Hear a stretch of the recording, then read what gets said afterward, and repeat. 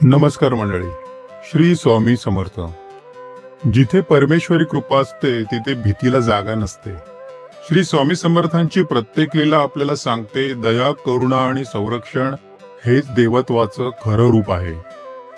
त्यावेळी हिमगिरीच्या थंडगार पर्वतरांगामध्ये एका विशाल वृक्षाच्या सावलीत श्री स्वामी समर्थ निवांत बसले होते. त्यांच्या चेहऱ्यावर नेहमीप्रमाणे शांतता आणि त्यांच्या उपस्थितीने परिसरात एक दिव्य प्रसन्नता पसरलेली होती. तेवढ्याच जंगलातील भयभीत आवाजात एक लहानसं पाडस थरथरत धावत झाडाझुडपातून बाहेर पडलं. कुठेतरी लपण्यासाठी कोणीतरी रक्षण करेल या विश्वासाने ते श्री स्वामींच्या चरणाशी येऊन टेकलं. स्वामी महाराजांनी त्याला आपल्या मांडीवर घेतलं, त्यावर प्रेमाने हात फिरवला आणि ते पाडस क्षणात शांत झालं. लांबवरून 4 व्यात त्या पाडसाचा पाठलाग करत तेथे आलं. त्यांच्या हातात बंदुका, डोळ्यात शिकारीचा ताप आणि मनात एकही क्षण दया नाही. त्यांनी पाहिलं ज्याचा ते पाठलाग करत होते ते पाडस आता एका बुवांच्या मांडीवर आहे. त्यांना स्वामी कोण आहेत हे मुळीत कळतही नव्हतं. कोणावर गोळ्या झाडत आहोत, कोणासमोर उभे आहोत एवढा विचारही त्यांच्या मनात आला नाही. ते त्या पाडसाला घेण्यासाठी अगदी स्वामींच्याही दिशेने गोळ्या झाडू लागले. पण आश्चर्य म्हणजे स्वामी महाराज चक्क त्या पाडसाशी खेळत हसत होते. गोळ्या, धूर, आवाज काहीच त्यांना स्पर्श करू शकत नव्हतं. अखेरीस स्वामी महाराजांनी फक्त 2 छोटेसे खडे हातात घेतले आणि हलक्या हाताने शिकाऱ्यांच्या दिशेने फेकले. ते खडे त्यांच्यापर्यंत पोचले की नाही हे कोणी पाहिलं नाही, पण परिणाम प्रचंड झाला. 4ही शिकारी पुतळ्यासारखे स्तब्ध झाले. त्यांची हालचाल थांबली. गोळ्या, बंदुका, हातपाय सर्व निष्क्रिय, जणू काळच थांबला होता. थोड्या क्षणात स्वामी समर्थाने त्यांच्याकडे प्रेमाने पाहिलं आणि तेवढ्यात ते शुद्धीवर आले. ते स्वामींच्या चरणी येताच रडू लागले. महाराज, आम्ही अज्ञानाने चूक केली, आपणास ओळखले नाही, आमचा अपराध क्षमा करा.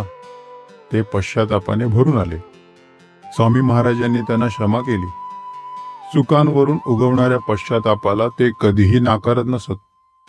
दरम्यान हरिण आणि हरिणी पाडसाला शोधत शोधत तेथे येतात. त्यांचा मुलगा स्वामींच्या मांडीवर सुरक्षित पाहून त्यांचे डोळे आनंदाने चमकतात. पण पुढचं दृश्य त्याहून विलक्षण होतं. त्या हरिणांना स्वामींच्या स्पर्शाने पूर्वजन्मातली स्मृती जागृत होते. ते बोलू लागतात.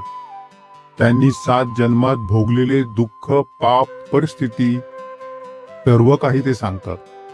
एक एक जन्म त्यांच्या आठवणी पुढे उलगडत जातो.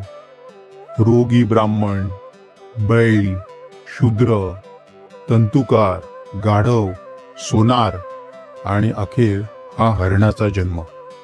त्यांच्या पापांची फलश्रुती आणि त्यांच्या पत्नीने केलेल्या सत्कर्माचा लाभ. स्वामींच्या दर्शनाने त्या दोघांना शांतता लाभते. स्वामी समर्थ म्हणतात, काळजी करू नका, काही वेळाने आम्ही दक्षिण दिशेला येऊ, तेव्हा तुम्ही पुन्हा मानव जन्म घेऊन आमच्या भेटीने कृतार्थ व्हाल. हरिण, हरिणी आणि पाडस तिघे जण नतमस्तक होऊन स्वामींचा प्रसाद घेऊन तिथून निघून जातात. मित्रांनो, या लीलेतून अनेक खोल अर्थ आपल्याला समजतात. दया, करुणा या देवत्वाच्या पहिल्या पायऱ्या आहेत. निरपराधांवर अन्याय करणाऱ्यांना दैवी शक्ती वेळेवर उत्तर देते. चूक मान्य केली की क्षमा मिळते, हे स्वामींचे वैशिष्ट्य. पापांचा परिणाम मिळतो, पण सत्कर्मही वाया जात नाही. सद्गुरूंचा आश्रय असेल तर रक्षण नक्की मिळते. आजच्या या विज्ञान युगात ही कथा असंभव वाटू शकते, पण तिचा नैतिक संदेश, जीवनबोध, करुणा आणि सद्गुरूंचं महत्व हे कालातीत आहे. सद्गुरू पाठीराखा असेल तर या जगात कोणतीही भीती उरत नाही.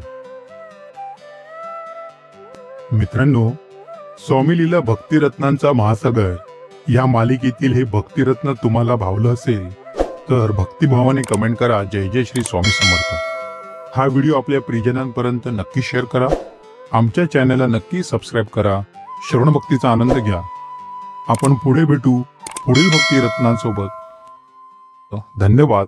जय जय श्री स्वामी समर्थ.